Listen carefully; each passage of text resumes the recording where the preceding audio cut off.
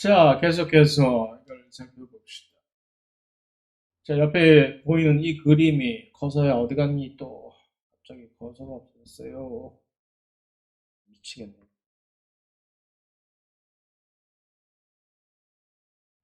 이제는 아, 토마토 그림입니다. 우리에게 익숙하다면 익숙하고 뭐 줄기가 있고 열매가 있고 뭐 관다발 조직, 표피 조직 여러 개 조직들이 이제 기본 조직 이게 뭐야? 뭐 꽃이 있고 마디가 있고. 자, 이제 토마토의 모식도예요. 일단 토마토는 토마토.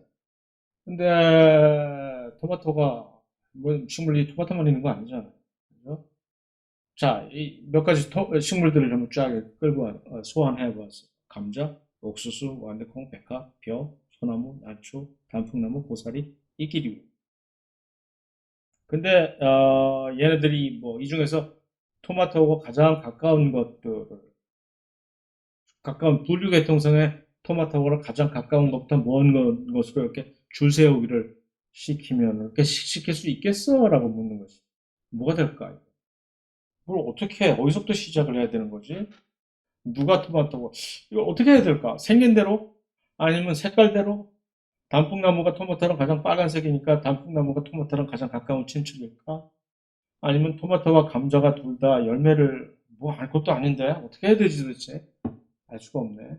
물론 토마토하고 감자하고는 정말 가장 가까운 이 분류 계통상으로 이제 두 개의 이제 그룹입니다.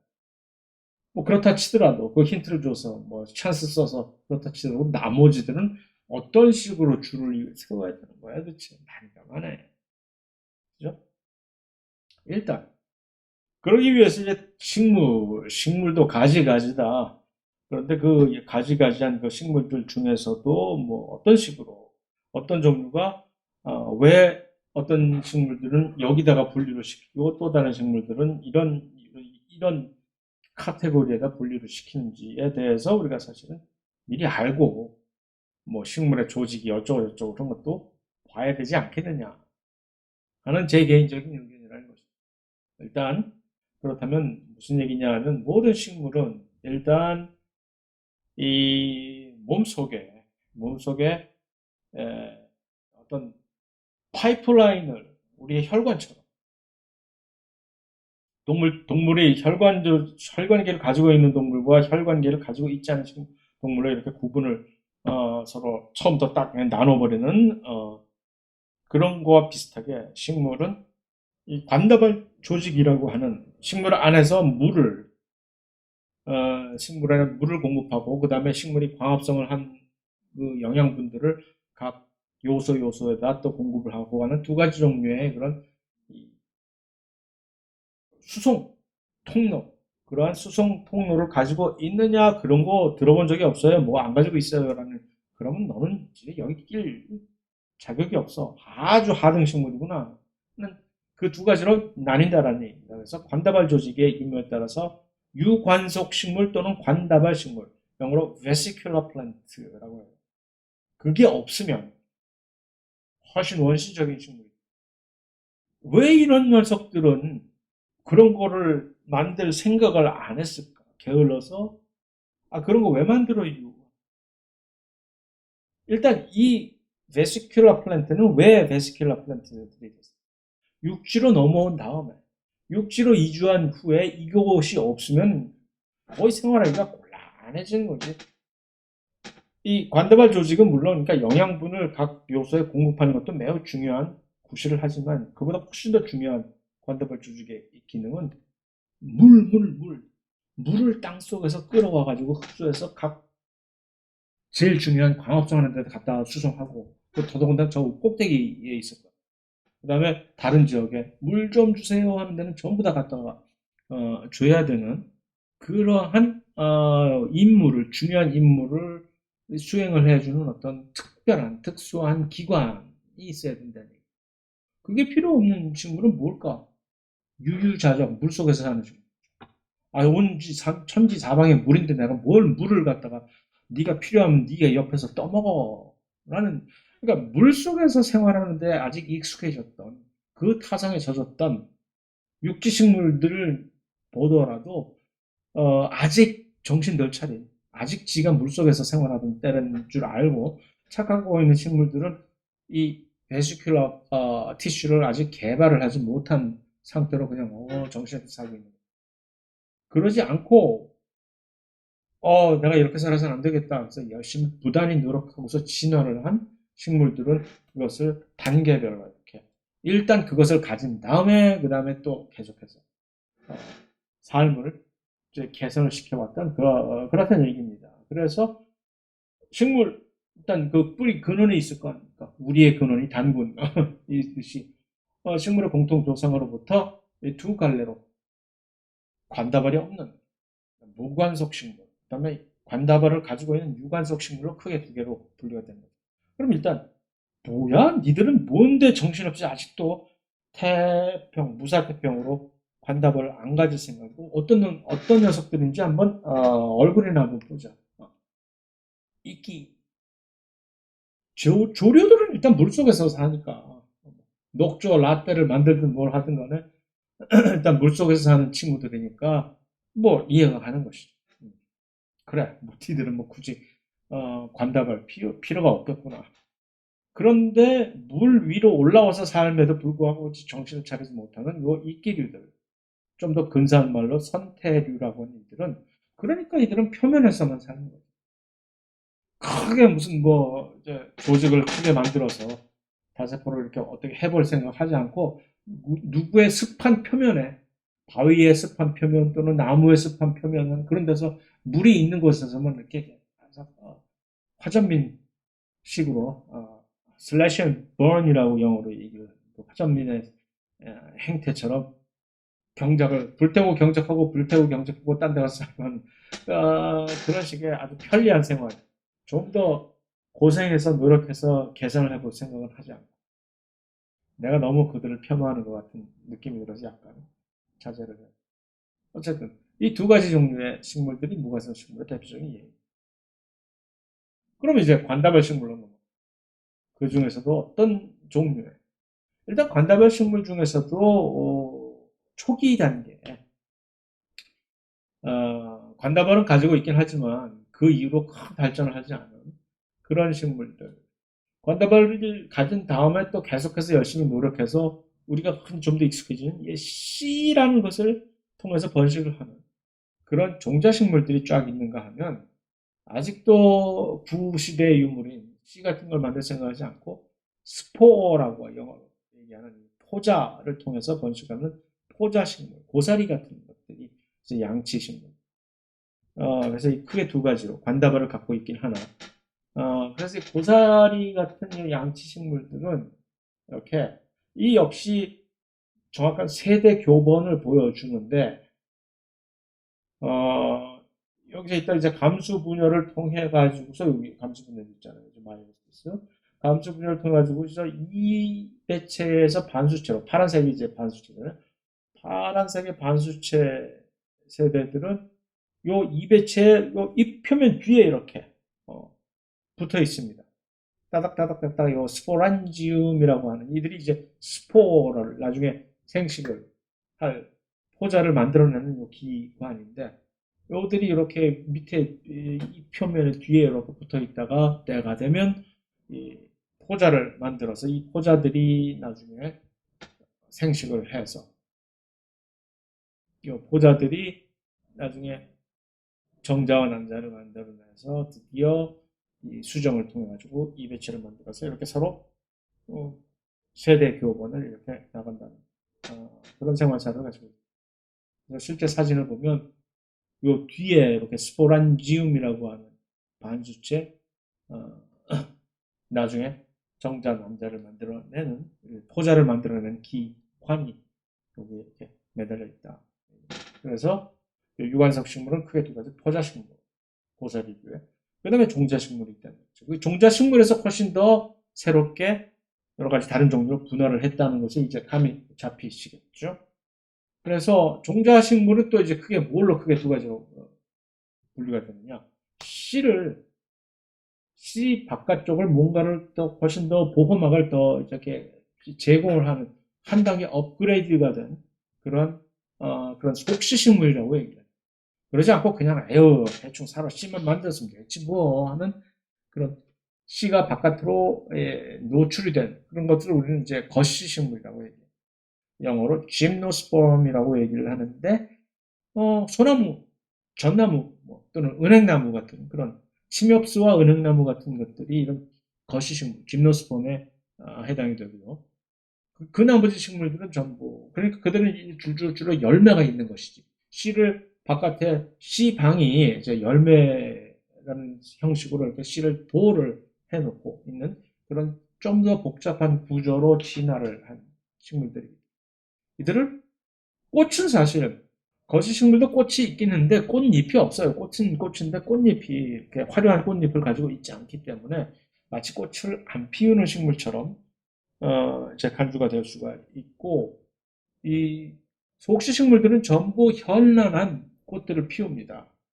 주로 속시식물들은 이제 수정을 곤충들이나 새나 그런 데는 동물에 의해서 그런 동물들에 의해서 이제 매개를 하기 때문에 이제 막 유혹을 해야 되거든. 현란한 또는 향기, 꿀 그런 것들.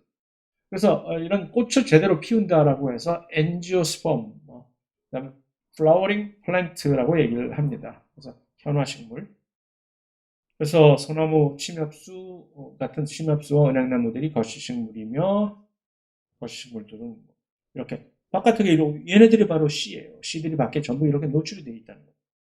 솔방울이 전부 하나하나가 그 씨란 얘기지. 솔방울에 이런 망토를 달고 있는 이유는 이들이 바람을 타고 날아가면서 바람에 흩날려서 가서 어디든지 가서 딱 도착을 해서 그런 식으로 씨를 퍼뜨리기 때문에 그런 것이고. 그래서 종자식물은 이렇게 소나무 등의 거시식물과 우리가 좀 더 친숙한 꽃들을 많이 마구 피우는 그런 속시식물. 그래서 이것들을 영어로 플라워링 플란트라고도 하고. 그럼 이 속시식물들을 또 이제 두 개로 또 크게 이제 마지막에 쌍떡잎 식물과 결성 부른 나무 떡잎부터 알아본다는 쌍떡잎 식물과 그 떡잎을 딱 하나만 갈고 씨에서 뾰롱 하고 나오는 외떡잎 식물로 나눠진다는 얘기. 그래서 이렇게 되는 거예요.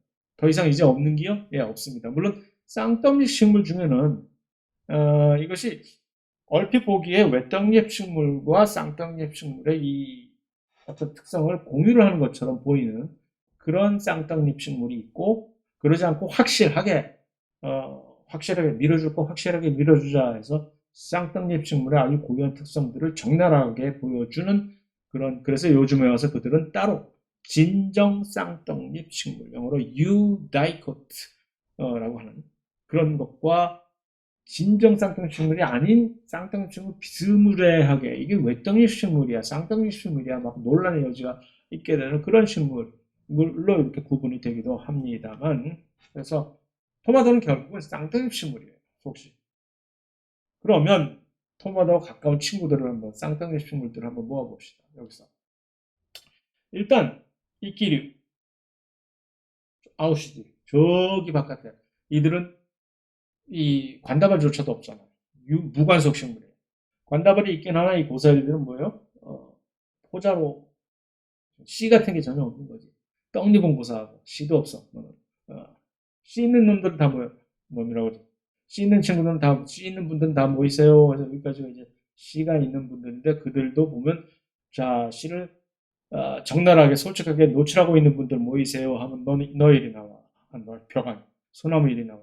그래서 얘는 빠지는 거죠. 그러면 그 나머지 씨들을 속에 은큼하게 감추고 있는 속시식물들 전부 모여봐 하면 여기 이렇게 되는 거죠. 여기까지.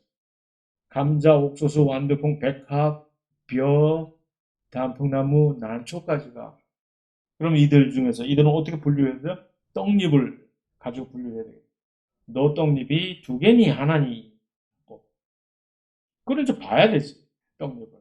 떡잎을 보지 않고도 이것이 쌍떡잎 식물인지 외떡잎 식물인지 알 수 있는 방법이 있을까요? 있어요. 한 가지 큰 이제 그것을 구분해 줄 수 있는 하나의 단서는 외떡잎 식물들은 이제 잎들이 주로 있으면은 잎 맥이, 입에 이제 무늬가, 입맥이 평행선으로 나와 있어요. 쌍떡잎 식물들의 잎을 보면 잎맥들이 이렇게 거미줄처럼 이렇게 난잡하게 이렇게 서로 가지가 뻗어 있는 형태로 되어 있습니다. 잎맥이 이렇게 평행으로 긋고 있는 거, 옥수수 잎 본 적 있어요? 그런 식으로 되어 있잖아요. 옥수수 전형적인 대표적인 외떡잎 식물입니다. 그 다음에 또 누가 있을까? 난초, 난 외떡잎 식물. 백합이 약간 애매하긴 합니다. 일종의 외떡잎 식물과 쌍떡잎 식물의 경계선에. 그러나 쌍떡잎 식물로 이렇게 약간 간주가 되는, 진정 쌍떡잎 식물은 아니다라는 얘기죠. 백합이.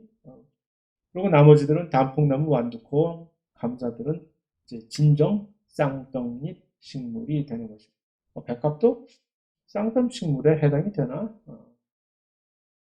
확실히 잘 모르겠어요. 어쨌든 감자와 토마토는 정말 사촌간이거든요. 같은 패밀리 안에 있는 친구죠.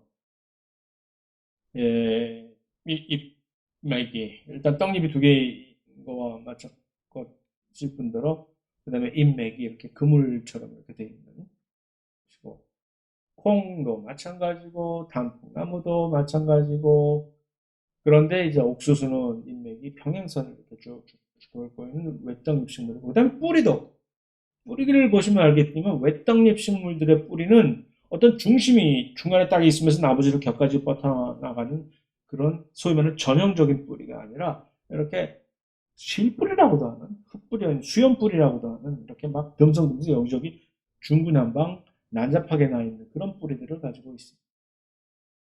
이것을 우리는 좀 더 유식한 말로 수염뿌리 또는 부정근이라고 합니다.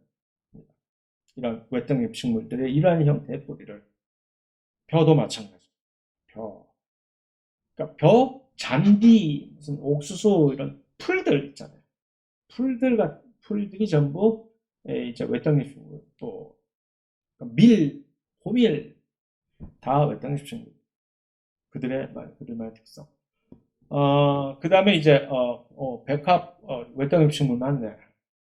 그래서 이제 인맥이 이렇게 이것도 평행으로 돼 있죠.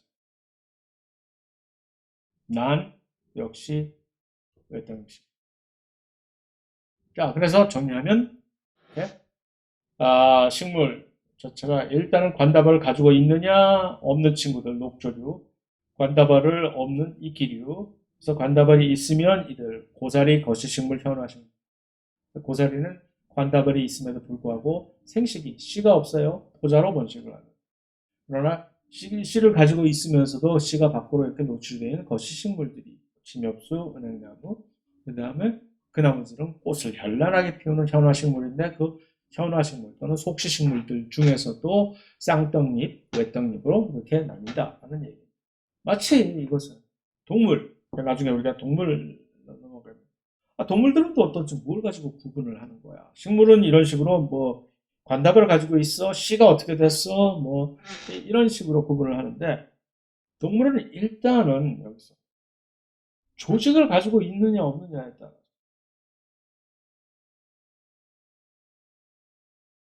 다세포이면서도 조직으로 분할을 제대로 하지 못하는 이런 스펀지 해면 동물 같은 것들.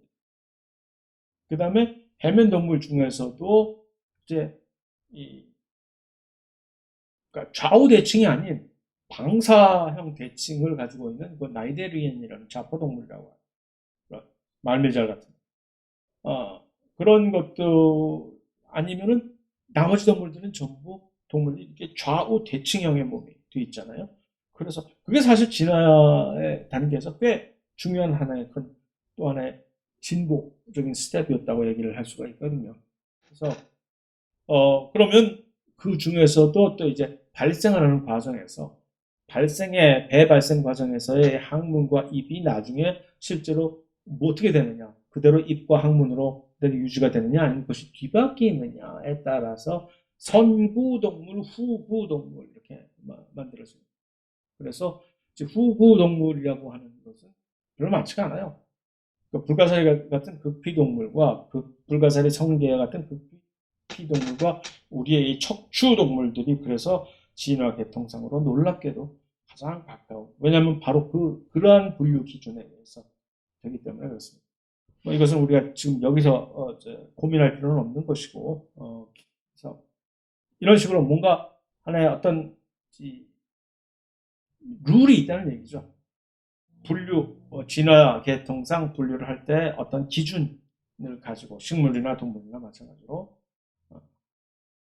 자, 그래서 식물의 조직과 구조를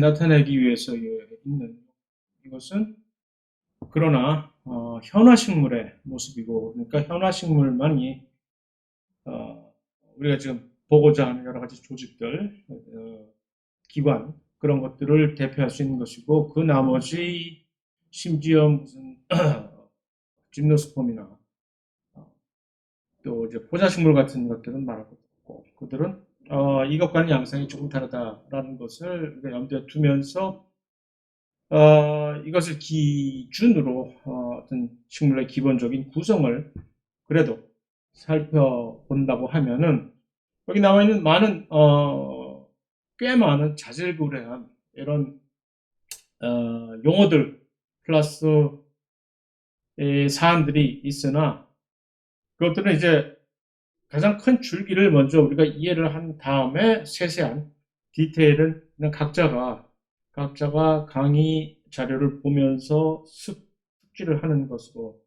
그렇게 하는 것이 좋을 것 같습니다. 전체 한 가지 중요한 구도가 식물에 있어서 뭐 그것은 흔히들 알 수 있는 개체 형성능이라고 하는 전분화능이라고도 하는 동물하고는 조금 다른 종물은 특별한 줄기세포가 배아줄기세포는 우리가 보통 흔히 이렇게 뭐 배아줄기세포를 사실 전분화능이라고 해서 플로리포턴트라고 하고 사실은 배아줄기세포 그 훨씬 이전에 있는 수정란과 이 발달 초기에 아주 발생 과정이 아주 초기 단계에서만 모든 세포로 분화할 수 있는 그 만능성이라는 토티포턴트라고 하는 것은 이런 만능성을 얘기합니다. 가지고 있으나 동물 세포의 경우, 동물 다세포 세포의 경우에는 곧바로 곧 그러한 능력을 상실하고 심지어 배아줄기 세포조차도 여기 있는 이 배아줄기 세포조차도 그러한 만능성보다는 전분화능이라고 해서 이 모든 신체 모든 세포로 분화할 수 있는 태반으로 분화할 수가 없잖아요. 그래서 거의 모든 조직과 기관으로 분화할 수는 있으나 그것이 이제 점점 더 분화가 거쳐가면서 시간이 지남에 따라서 나중에 분화된 세포들은 예를 들어서 성체 줄기세포라고 나중에 우리가 또 구분을 하겠지만 많이 들어봤겠지만 성체 줄기세포 정도만 돼도 모든 세포로 분화할 수 있는 것이 아니라 자기들이 이제 세포 분열을 통해서 분화할 수 있는 그 구역이 영역이 매우 제한적이게 된다는 것이죠. 그런데 식물은 이 여기서 이것을 토티포턴스를 전분화능이라고 보통 표현을 하는 경우도 있고 이 플로리포턴스라고 하는 것을 전분화능이라고 표현하는 이 용어를 얘기하는 것이 아직 통일되지 않아서 많은 혼란을 가져오지만 토티포턴시라는 것은 동물에 있어서 이 만능성이라고 이제 해석을 전분화능 대신에 만능성이라고 해석을 하는 것이 훨씬 더 맞는 얘기일 수도 있어요. 뭐 한마디로 얘기해서 그것이 전분화능이 됐든 만능성이 됐든 간에요. 토티포턴시라고 하는 식물의 그 특징은 모든 어떠한 세포든지 간에 잠재적으로 모든 다른 조직과 기관으로 분화할 수 있는 능력을 잃지 않고 다 가지고 있다는 얘기입니다. 그것이 동물에서는 살펴볼 수 없는 특이한 능력인데 다시 말해서 예를 들면은 당근 같은 데서 아무 데서나 조직을 하나 띄어넣어가지고 배양하면 바로 거기서부터 새로운 개체 당근이 그대로 생겨날 수가 있는 그런 특성을 가지고 있고 이건 비단 당근뿐만이 아니라 모든 다른 세포들에서도 어떻게 하느냐에 따라서 잘만 하면 어디서든지 잎사귀 하나를 떼어내든 뭐 줄기에서 뭐 작은 세포를 떼어내든 그래서 잘 좋은 적절한 조건 안에서 이것을 배양을 하면 거기서 그냥 성체 식물이 그대로 나올 수가 있다는 그런 얘기죠. 왜 식물은 이런 식의 저희 말하는 토티포턴시 전분하는 또는 만능성을 아직도 가지고 있을까? 이것이 의미하는 것이 무엇이냐? 쉽게 손상이 되니까 식물은 도망가지 못하니까 그대로 앉아서 당하고 있어야만 되잖아. 초식동물 그걸 갉아먹고 뜯어먹고 했을 때. 그랬을 때 동물처럼 어느 신체 부분이 손상된 다음에 그것을 다시 복구할 수 있는 능력을 이미 상실했다면 식물에게 있어서는 그것은 뭐 심각한 큰 이제 불이익일 수가 있잖아요. 그래서 이 전분환응을 간직함으로써 이런 환경 또는 초식동물에 대한 손상을 쉽게 회복할 수 있으니까 그러한 것들을 가지고 있는 식물들이 진화적으로 유리했겠죠. 자, 그다음에 뭐 식물이 정당기적 방사축을 가진다. 그다지 중요한 거 아니고 위아래로 그다음에 예를 들어 정단 기저축이라는 것은 일단 초기 단계에 있어서 위아래로 일단 쭉쭉쭉쭉 뻗어나가야 되겠지. 처음에 식물이 발화를 했을 때 이 상황을 한번 상상을 해보세요. 다른 경쟁자들에 비해서 일단 자기가 먼저 높이에 우위를 점해야만 그래야 햇빛도 훨씬 다른 경쟁자들에 비해서 훨씬 더 많이 받을 수가 있고 그러니까 일단은 먼저 키가 커야 되는 거죠. 그래서 정단 기저축으로서 일단 생장을 마구마구 최대한 구현을 한 다음에 그 다음에 이제 옆으로 뻗어나가는 나이살은 나중에 가서 좀 생각한 점점 두께로 성장하는 것은 그 후에 걱정을 해야 되는 그런 방식으로 식물들이 생장을 자기들이 이제 조정을 하게 되겠죠. 그래서 그에 따라서 각각의 그것들을 구현해 주는 특별한 조직들이 있다는 얘기죠. 그래서 예를 들어서 두께 방향으로 생장을 할 때는 바깥쪽에 표피 조직 무슨 뭐 중간에 이거를 마치 소파에 또는 봉제 인형들의 필러를 채워주는 식의 기본 조직, 그 다음에 아주 중요한 관다발 조직, 물과 양분을 수송을 하는 그런 특별한 기관들을 만들어내는 뭐 그런 것들이 주로 있다는 얘기죠. 그 다음에 각각 특별한 조직 세포를 구분하기 위해서는 요 표를 일단 먼저 보시는 게 좋을 것 같아요. 그래서 일단 전체적인 식물은 단순 조직이라는 것과 복합 조직이라는 것으로 크게 구분을 할 수가 있으면서 복합 조직 아래에는 바로 이런 관다발 또는 무슨 표피 조직 그런 것들이 있는데 단순한 그냥 그 안에 있는 기본 조직이라도 얘기를 할 수가 있어요. 단순 조직은 이 유조직, 후각 조직, 후벽 조직이라고 이렇게 되어 있는데 이건 세 가지 종류 세포를 얘기하는 겁니다, 사실. 그래서 세 가지 종류의 세포를 유조직, 후각 조직, 후벽 조직을 이루는 세 가지 종류의 세포를 먼저 어, 습득을 하는 것이 그래서 이러한 것들은 무슨 표피 조직계 그다음에 뭐 뿌리털 이런 것들 한번 살펴보시고 기본 조직계를 이루는 세 가지 종류의 세포 유세포, 후각세포, 후벽세포에 대한 특징을 먼저 우리가 정리를 합시다. 그래서 유세포라고 하는 파렌키마 셀이라고 하는 것은 세포벽이 일단 얇은 1차 세포벽으로만 되어 있고 그래서 셀룰로즈로만 주로 되어 있는 그 다음에 이 세포들은 지속적으로 이제 메타볼리컬리 액티브하다는 계속적으로 대사 활동을 광합성이라든가 또는 뭐 녹말 저장이라든가 하는 대사작용이 다른 화학적인 대사작용이 매우 활발하게 일어나는 살아 정말 움직이는 숨쉬는 그런 세포라고 얘기할 수가 있으면서 잠재적인 분열 조직이라는 얘기는 자, 메리스템이라고 하는 그런 조직들이 바로 이런 유세포들로부터 이렇게 생겨난다는 얘기죠. 식물의 경우는 그러니까 이런 분열 조직, 메리스템이 언제 어디서든지 마음만 먹으면 사실 새로운 분열 조직이 생겨날 수가 있는 거거든요.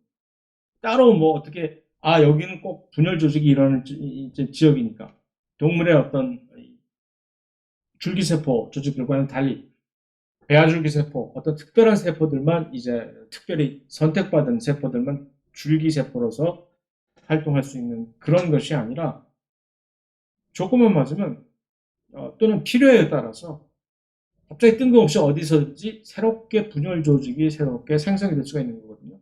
그러나 한 가지 조건은 그러한 분열 조직들은 이 유세포라는 그러니까 대사적으로 매우 활발한 대사 활동을 가지는 세포들이야만 된다는 얘기입니다.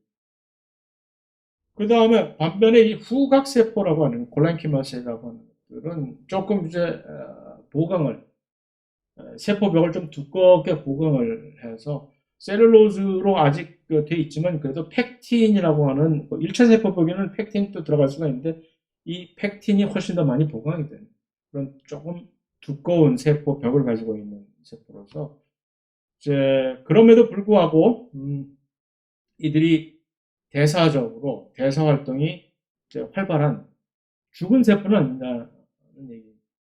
그래서 두껍지만 강도를 제공해 주지만 아직도 유연성을 겸비한 대표적인 예가 샐러리의 요 줄기 샐러리가 많은 부분 이러한 후벽 세포들로 이루어져 있습니다. 그래서 샐러리는 사실 잎의 줄기거든. 잎병이라고 해서 잎자루라고 해서 잎을 이렇게 지탱해 주는 뭐 잎줄기 비슷하라는 것으로 우리가 이제 해석할 수가 있는데 이들은 단단하면서도 튼튼하면서도 또 그럼에도 불구하고 유연성을 아직도 가지고 있어야 되는 그런 요구에 맞게 그런 종류의 세포들이 후벽 세포들이 주로 셀러리 줄기를 구성을 해준다는 얘기입니다. 반면에 후각세포가 후각 콜렌키마셀이 그다음에 후벽 세포라고 하는 것은 이제 완전히 이 리그닌으로 세포벽이 리그닌으로 거의 대부분 구성되는 그러니까 2차 세포벽으로 주로 되어 있다는. 그 다음에 이들 세포는 일단 분화가 된 다음에 안에 내용물이 전부 다 없어져 비우고 죽은 세포가 되는 거예요. 어디서 흔히 볼 수 있냐면은 자일렘 같은 물관 물을 이제 이동하는 그 물관 조직의 대부분이 이런 후벽 세포 두껍게 하면서 속은 텅 비어 있으면서 큰 파이프라인 구실만 해주는 그런 것이죠. 그래서 이제 매우 두꺼운 세포벽을 가지고 있는 그런 후벽 세포다. 그래서 길이 방향으로 섬유소 세포가 후벽 세포로 구성되어 있을 수도 있고 동글동글한 그런 세포면서도 세포벽이 이렇게 두껍게 되어 있는 세포가 배 같은 데서 배를 씹을 때 우리가 아주 딱딱한 이상한 뭐 돌기 같은 그런 것도 씹히잖아요. 그런 것들이 대표적인 후벽 세포고 긴 방향으로 섬유소 세포도 또 같은 후벽 세포로 이루어져 있을 수가 있습니다. 그래서 다시 정리하면 식물세포는 기본적으로 세 가지 종류의 세포가 있다. 유세포, 후각세포, 후벽세포. 각각의 두께가 세포벽의 두께가 점점 더 두꺼워지면서 특히 후벽세포로 왔을 때는 그 세포벽이 매우 두꺼울 뿐만 아니라 1차 세포벽이 아닌 2차 세포벽, 리그닌으로 주로 되어 있는 구조로 되어 있고 그 다음에 안이 텅 비어 있다. 내용물이 전부 다 죽은 세포입니다. 그래서 일단 그 세 개를 숙지한 다음에 곧바로 관다발 조직계, 물관부와 체관부라고 하는 것으로 구성되는 관다발 조직계를 한번 이제 보시면 되고, 물관부는 무엇이며, 자일렘, 체관부는 무엇이며, 물관부 중에서 이제 헛물관과 물관 요소가 두 가지 종류의 물관부가 있다. 물관부를 이루는 세포 중에서도 트레이키에이드 또는 베슬 엘레멘트라고 각각 얘기하는 영어로 헛물관 또는 물관 요소인데 헛물관은 뭐냐면은 좀 진화적으로 좀 약간 오래된 옛날 원시적인 물관부이고 물관 요소는 조금 더 진화적으로 발달된 그런 물관부 세포라고 보시면 되고 그래서 헛물관은 주로 어디서 보이냐면 헛물관은 요 침엽수 같은 그러니까 거시식물들에서 주로 많이 보이는 그런 약간 발달이 좀 진화적으로 덜 된 그런 물관부이고, 다시 말해서 물관 요소라고 하는, 여기 이제 베슬레름 물관 요소는 호물관은 이런 식으로 원추 모양으로 좀 이게 돼 있어요. 그래서 서로 간에 이렇게 비스듬하게 서로 연결되어 있고 돼 있어가지고 각각의 구멍들을 통해서 물들이 이렇게 쭉 올라가는 거죠. 그런데 이것이 이제 물관 요소에 와서는 각각의 서로 연결된 부위들의 이 구멍들이 훨씬 더 광범위하게 잘 서로 연결이 돼 있어갖고 물이 이동이 훨씬 더 원활하게 일어날 수가 있다. 이제 이것은 현화식물들이 이런 물관 요소를 가지고 있고, 다시 말해서 침엽수 같은 거시식물들은 이 물관 요소를 볼 수가 없고, 현화식물들은 물관 요소와 허물관을 둘 다 가지고 있으나 이들이 훨씬 더 발달이 돼 있다. 오케이. 진화적으로 발달한 형태의 물관. 체관부는, 자, 일단 물관부들은 전부 다, 물관부들을 이루는 이 세포들은 전부 죽은 세포들. 그러니까 이 세포의 내용물, 어, 사이토플라즘, 한국말로 사이토플라즘이 뭐냐? 세포질. 세포질이 전부 다, 전부 없어져 버린 거죠. 핵은 고사하고, 세포질을 구성하는 그 내용들이 전부 다 비워진, 물만 통과하게, 병만 두껍게 제공해주는 그런 겉껍데기들. 체관부는 기능이 양분을, 광합성의 이 결과로 생성된 그런 탄수화물 같은 양분들을 생산 장소, 잎 같은 광합성이 이루어진 그런 생산 장소에서 그들을 필요로 하는 광합성을 제대로 하지 못하는 뿌리 저장이나 하지 뭐 같은 곳으로 이제 이동을 시키는 그런 관인데, 이들은 물관부와는 다르게 살아있는 세포들로 구성이 되어 있다. 왜 이들은 살아있는, 특히 동반 세포들이 살아있는 세포, 두 가지 종류의, 체관부는 두 가지 종류의 세포로 구성이 돼요. 하나는 체관 요소, 마치 물관 요소와 비슷한 그런 체관 요소, seed element라고 하는 이들은 죽은 세포고, 나중에 이제 분화가 된 다음에 그 속에 텅 비어 있어야만 되니까. 다만 그 옆에 붙어 있는 컴패니언, 친구라는 얘기죠. 그래서 이제 동반 세포라고 이름을 지어줬는데, 이들은 세포질을 아직도 가지고 있는 살아있는 세포. 이 둘이 같이 기능을 협동을 해야 체관부의 기능이 원활하게 제대로 수행이 됩니다.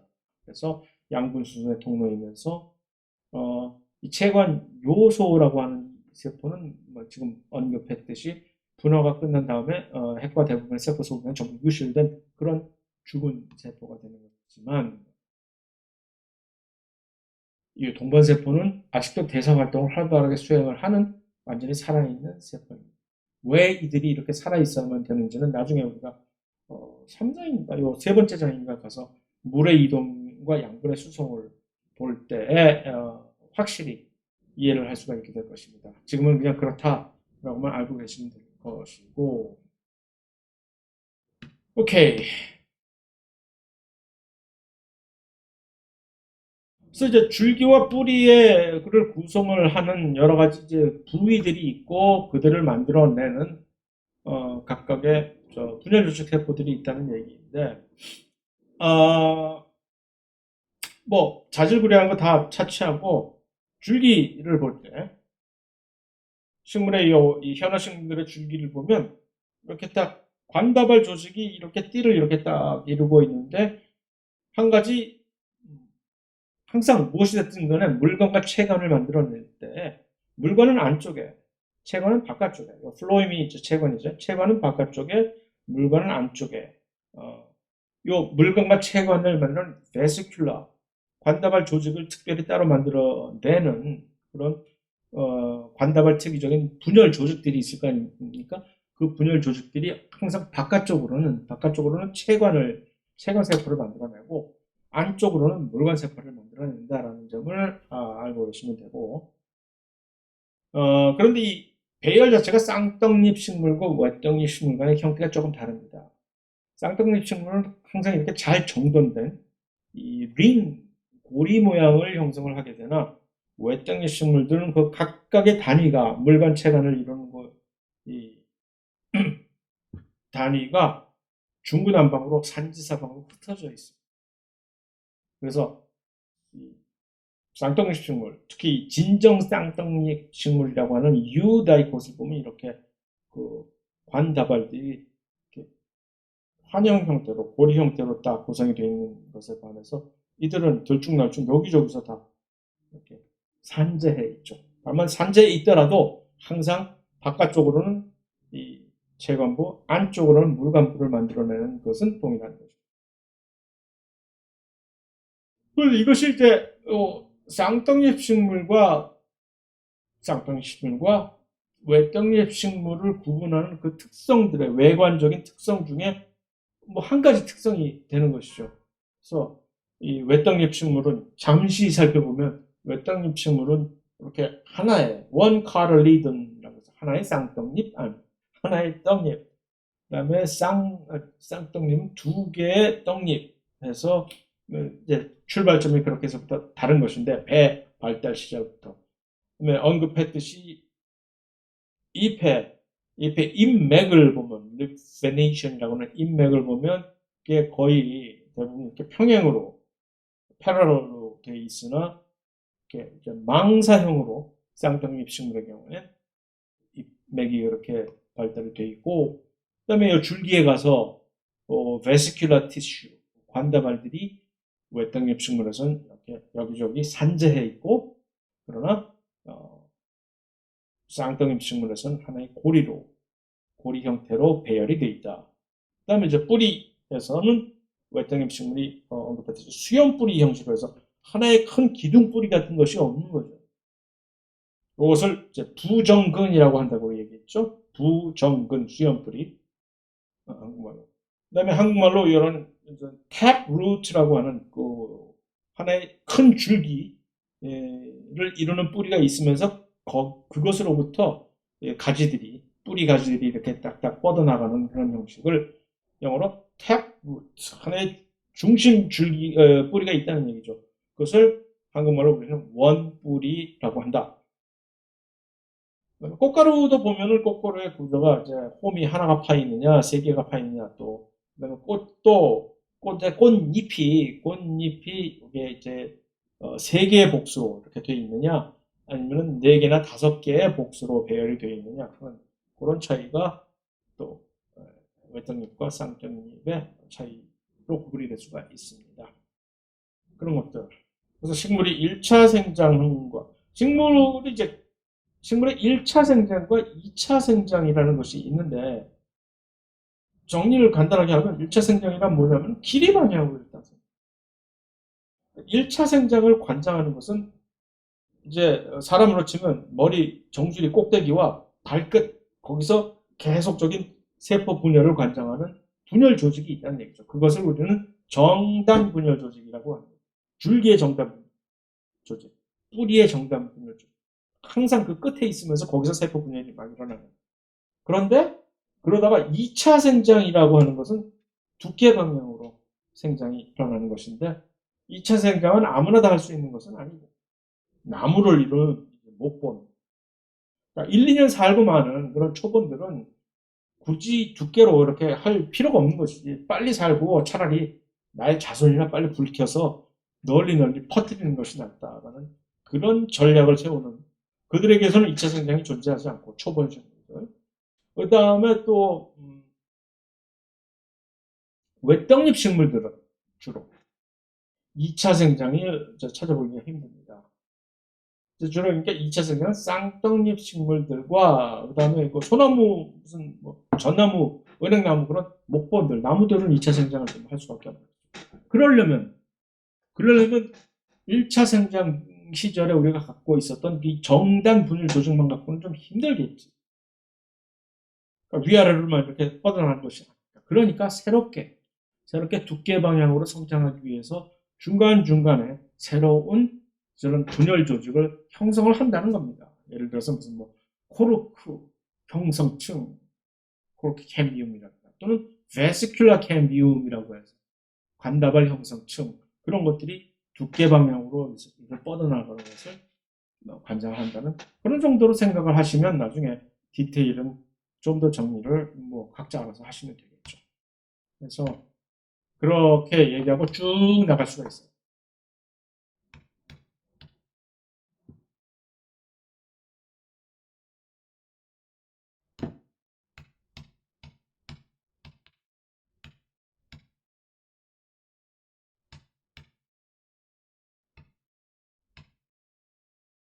뿌리에서 무슨 뭐 어떤 특별한 이 모든 것은 뭐 페리사이클 얘는 뭐야 뭐 이렇게 뭐 이상한 이름들이 이렇게 많아. 이것들이 새롭게 2차 생장을 하는데 새로운 조직들을 만들어내는 그런 부위라고 그냥 생각하시면 되고.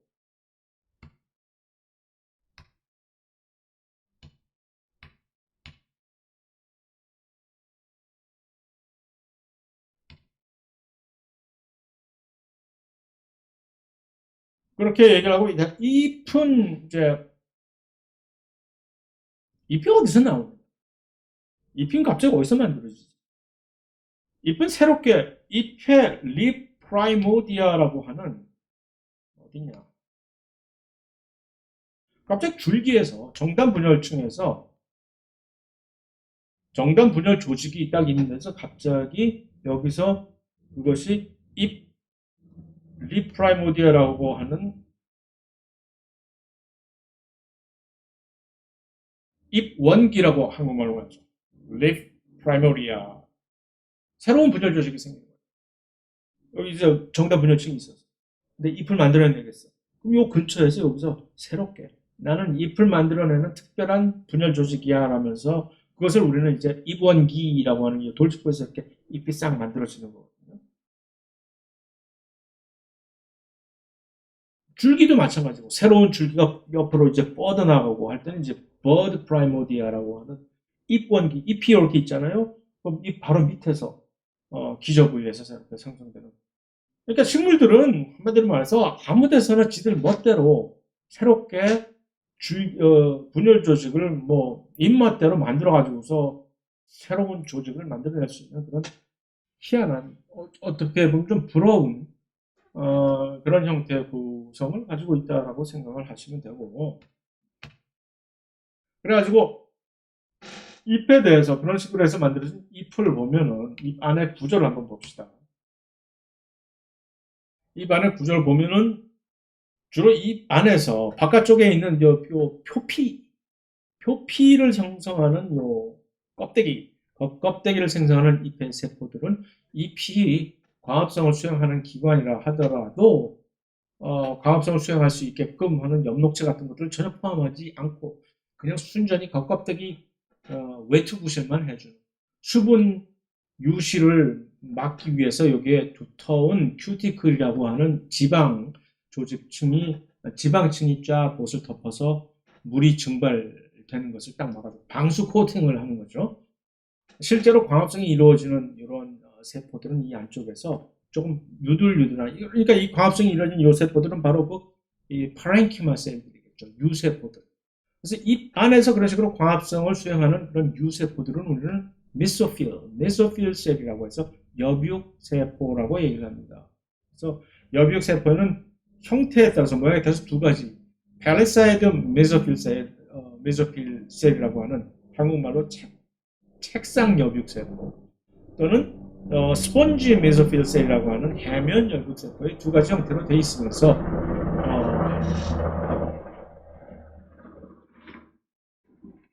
여기가 왜 날아가지?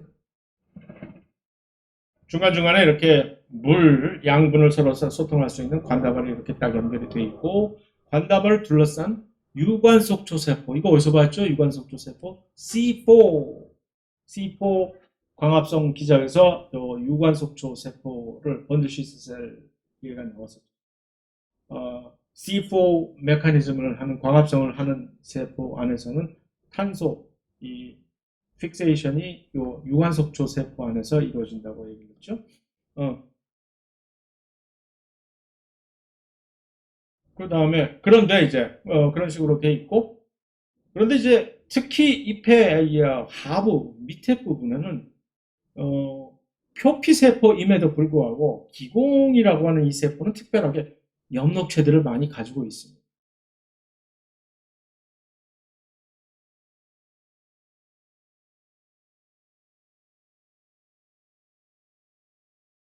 기공이라고 하는 요 세포는 표피에 있는 세포예요. 그런데 열었다 닫았다 하는 세포라. 열었다 닫았다 하기 위해서는 어떻게 이것을 열었다 닫았다 할 수 있을까? 마치 두 개의 소세지가 양 끝만 접착제로 붙여놓은 듯한 두 개의 이제 기공세포가 이렇게 연결이 되어 있는 거죠. 그래서 이들이 팽창을 하게 됩니다. 팽창을 하게 되면 이 둘 끝이 붙어 있으니까 팽창하게 돼서 이 틈새가 이렇게 마치 우리가 몸에 맞지 않는 너무 타이트한 T를 입게 되면 여기 사이가 삐져나오는 것처럼 여기 구멍이 뚫리게 된다는 거예요. 그것을 조절하기 위해서는 이 세포가 다른 세포들과는 다르게 이 안이 대사작용을, 왜냐하면 이 삼투를 조정을 해가지고 물이 외부에서 들어가거나 또는 필요에 따라서 물이 밖으로 빠져나가게 하는 그러한 삼투 조절을 해야 되기 때문에 이 안쪽에, 그래서 그것을 조절하기 위해서 광합성 수행을 해야 돼요. 그래서 설탕도 만들어낼 수 있어야 되고 그 에너지를 가지고 여러 가지 이온들을 에너지를 이용해가지고 이렇게 왔다 갔다 하게 해야 되고 해서, 그래서 이 안에는 기공세포들은 유일하게 예외로 많은 엽록체들을 가지고 있다는 정도.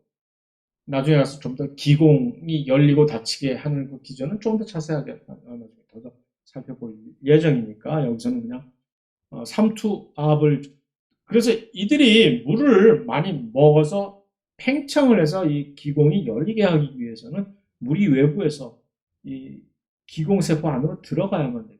그러기 위해선 이 기공세포 안에 이온들이 뭐 포타슘이라든가 소듐이라든가 하는, 특히 포타슘을 주로 사용하는데 포타슘들이 안쪽으로 들어가서 그에 의해서 여기에서 삼투압이 높아져서 물들이 이 안으로 들어가게끔 해야 되는 것이고, 그 반대로 이 기공을 닫고 싶으면 물들이 빠져나가야 되니까 여기 있던 이온들을 능동적으로 야 좀 나가서 놀아라 해서 이 밖으로 바깥쪽으로 포타슘 같은 이온들을 밖으로 방출을 함으로써 그에 따라서 물들이 삼투압에서 밖으로 빠져나가게 해야 되니까, 그래서 그러한 대사작용을 원활하게 조절하기 위해서 광합성을 원활하게 수행시킬 수 있는 엽록체들이 여기 많이 있다라는 정도로 알아두시면 됩니다.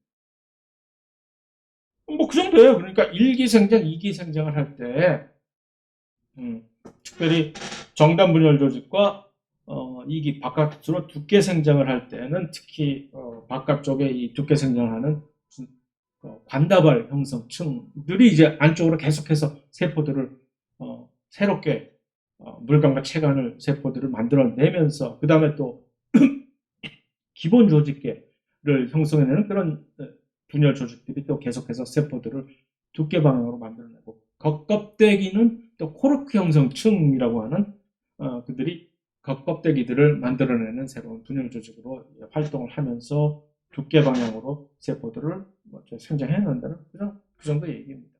그것이 약간의 다른 명칭들을 갖고는 있으나 줄기와 뿌리에서 거의 대부분 하는 양상이 예를 들어서 뿌리 같은 경우는 겉껍데기, 코르크 형성층 같은 걸 굳이 외부 보호막을 형성을 할 필요가 없으니까 줄기가 가지고 있는 그런 2차 생장에 있어서 코르크 형성층 같은 걸 가질 필요가 없겠죠.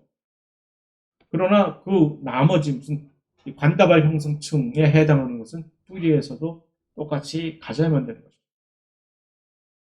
그렇다는 얘기입니다. 그 다음에 이제 그래서 기관이 다른 형태와 기능을 가지고 있는 변형된 기능은 그냥 우리가 재미삼아 한번 슬쩍 넘어가면 되는 것이고, 예를 들어서 뿌리 같은 게 뿌리가 보통 있는데 지탱을 하고 물을 흡수하는 그런 기능을 가지는데 어떤 경우에는 그 식물의 뿌리들이 그거 이상의 플러스 알파 기능을 수행을 하게 해주는 경우도 있거든요, 이것이.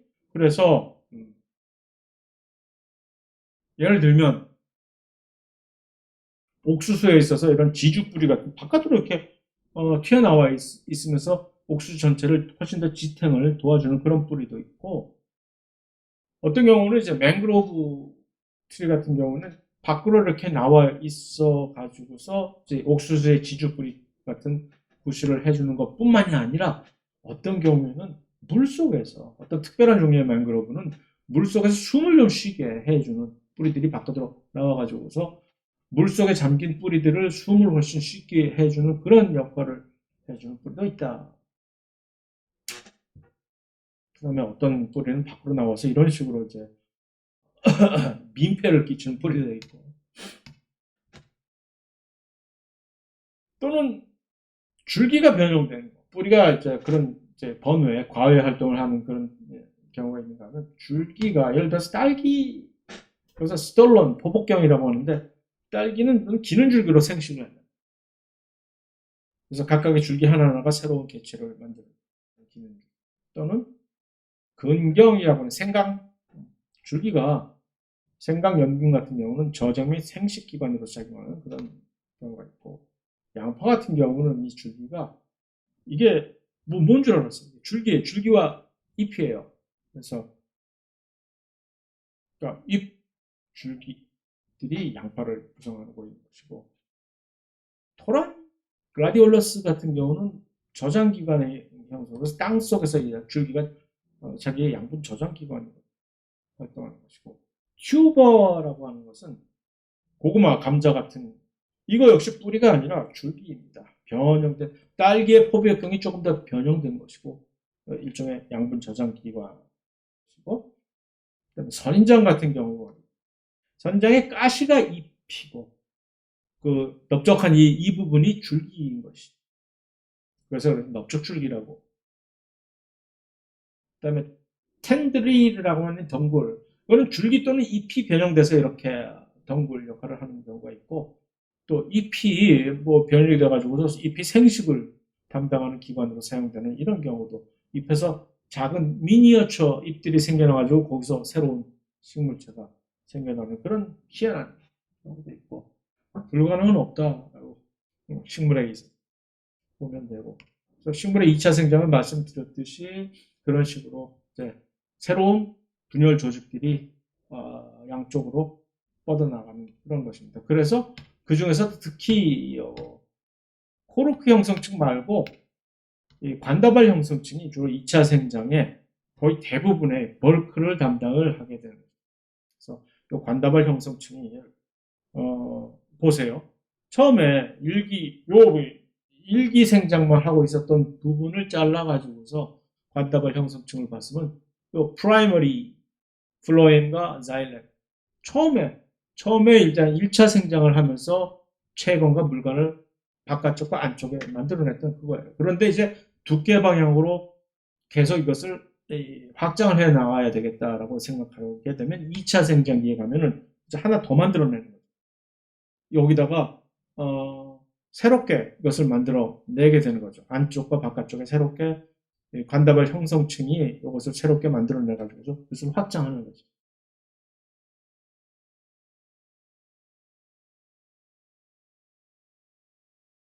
그래서 이제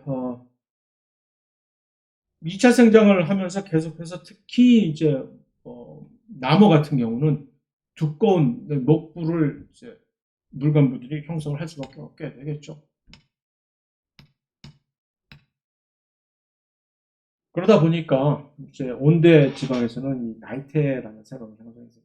왜냐하면 2차 생장을 할 때 물관부에서 특히 물관부에서 물관을 만들어내는 물관들의 사이즈가 달라져요. 왜냐하면 물관이 헐물 같은 물관이 뭐 보면은 물이 이제 계속 물 오른 나무라고 하잖아요. 그래서 물을 계속해서 쭉쭉 빨아올려서 물에 이 수성을 훨씬 더 원활하게 해야 되기 때문에 봄 같은 경우. 그래서 봄에 만들어지는 그러한 물관 같은 것들은 이 훨씬 반경이 커지잖아요. 그러다가 이것이 이제 가을을 맞이하게 되는 여름에는 이제 벽에 이제 반경은 작아지면서 두꺼운 벽이 생기기 때문에, 그래서 이제 진해지고 밀도가 높아지는 그런 물건들이 여름에는 생기게 됩니다. 그래서 그러면은 그것이 하나의 태로 형성이 돼서 이렇게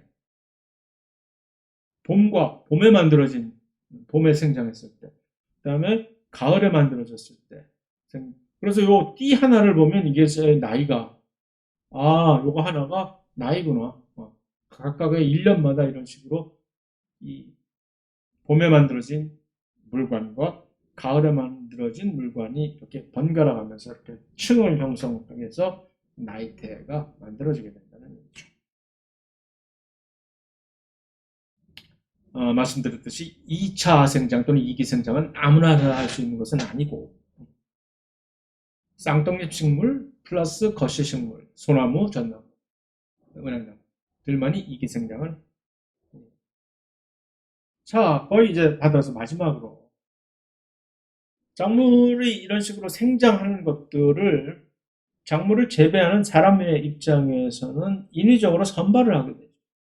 그래서 아티피셜 셀렉션, 그러니까 진화를 스스로 인간이 결정을 해서 어떠한 것들을 진화시킬지를 선발을 하게 되는 것들이 이제 우리가 농업을 실행하면서 주로 이제 수행해 오던 방식이었죠. 그래서 형태를 완전히 바뀌어놓은 경우가 여기저기서 비일비재한데 그 중에서도 특히 두드러진 경우가 음, 옥수수의 경우. 옥수수의 원래 야생 옥수수는 티오센테라고 하는 야생 옥수수예요. 근데 그걸 재배를 하다가 계속해서 그 옥수수에 이제 열매가 훨씬 더 많이 맺히고 줄기가 잔가지로 이렇게 만들어지면 생산성이 낮아지거든. 그러니까 튼실하게 줄기 하나를. 그러니까 이거는 옥수수뿐만 아니라 벼 같은 데서도 마찬가지예요. 어떻게 바깥으로 이제 뻗어나가는 그런 잔줄기들을 없애는 방안을 실질적으로 그런 형질을 가진 것을 선발하려고 하거든요. 근데 옥수수의 경우는 그것이 두드러지게 이제 성공을 한 케이스지. 그러다 보니까 오늘날의 옥수수는 이렇게 하나의 줄기에서 엄청나게 튼실한 열매를 맺게 되는 그러한 것으로 이렇게 우리가 인위적인 선발 과정을 거쳤다라는 얘기죠. 어, 야생 겨자 같은 경우도 아주 획기적입니다. 그래서 여기 있는 브라시카 오로레이시라고 하는 뭐 야생 꽃 양배추 또는 야생 겨자라고 한국말로 얘기하는 들에는 잡초예요. 근데 그거를 예를 들어서 꽃송이를 계속 특별한 어떤 형질을 가진 것을 꽃송이를 계속해서 북돋아 주어서 선발하게 되면 거기서부터 콜리플라워라는 것을 선발하게 됩니다. 그래서 이제 브라시카 오로레이시라고 하는 새로운 학명이 있는 종이 콜리플라워는 새롭게 종 분화가 되어버린 거예요. 더 이상 만들어내고 또 반면에 줄기와 꽃을 선택하는 브로콜리가 돼요. 잎, 잎에 어떤 특별한 형질을 선발했을 때는 케일이라고 하는 채소를 새롭게 새로운 채소종을 만들어낸 것이고 콜라비라고 하는 구경양배추라고 한국말로 하는 모양인데 줄기를 선택했어요. 그 다음에 견눈이라고 하는 이 견눈을 선택했을 때는 브루셀 또는 끝눈은 양배추 해서 매우 다양한 종류의 새로운 종의 채소들이 전부 하나의 야생 꽃 양배추로부터 분화되어 가지고서 우리가 직접 이렇게 선별시켜서 만들어낸 거죠. 자, 그런 관점에서 마지막으로 책에 이제 키납 줄기가 요것이 이제 종이 같은 것을 펄프 목재를 이용해 가지고서 펄프를 만들어 가지고 그것을 가지고 종이를 생산하죠. 그다음에 그런 특수한 종류의 펄프로 이제 돈도 많이 찍어내고 하는데 새로운 케나프가 사실 양삼이라고 한국말로 얘기를 하는데 이게 매우 잠재적으로 아주 아주 대박을 칠 그런 작물입니다. 일종의. 그래서 한마디로 얘기해서 만약에 어, 같은 양의 펄프를 생산을 하려고 했을 때 예를 들어 소나무 같은 것으로 펄프를 한 20년이 걸리는데 20년을 키워서 같은 면적에서 하는 것을 요 케나프를 재배하면 6개월 만에 같은 양의 같은 면적에서 재배해서 같은 양의 목재 펄프를 생산할 수가 있다는 정도로 생산성이 높고 그 다음에 다양한 방면에 탄소 포집률이 매우 높기 때문에 요즘 특히 기후 이제 지구 온난화 같은 것들의 관점에서 이들을 재배하면은 매우 친환경 작물로서 여러 가지 잠재성이 있고, 심지어 이제 식용 작물 또는 가축 사료, 심지어 또는 어떤 플라스틱 만드는 재료. 그래서 안 쓰이는 데가 없다는 그, 그 잠재적으로 쓰임이 매우 다양한 새로운 차세대 작물로서 각광을 받고 있다라는 얘기. 이걸 보고 저도 사실 나도 이거 한번 어떻게 한번 연구해 볼까라는 생각이 들 정도로 정말 장점들이 이점들이 많은 작물입니다. 그래서 줄기가 특히 리그닌 함량이 매우 적으면서 그렇기 때문에 펄프나 그런 종이 생산에 매우 적합한 그런 재질이다라는 걸 보면 좀 하고, 그래서 이것으로서 일장을 우리가 딱 이제 대충 마무리를 한 거예요. 그래서 다음 시간에는 다음 주 화요일에는 2장을 곧바로 2장이라고 하는 것은 이제 2학기의 강의 계획서에 나온 두 번째 챕터가 됩니다. 그것에 대해서 진도를 나가도록 하겠습니다. 자, 지금쯤 전부 추석 연휴를 잘 보내고 계시려고 믿고, 계속해서 좋은 한가위 보내시고요. 다시 한번 강의 업로드가 여러 가지 사정으로 인해서 늦어지게 됐다는 거 사과 말씀드리고, 안녕.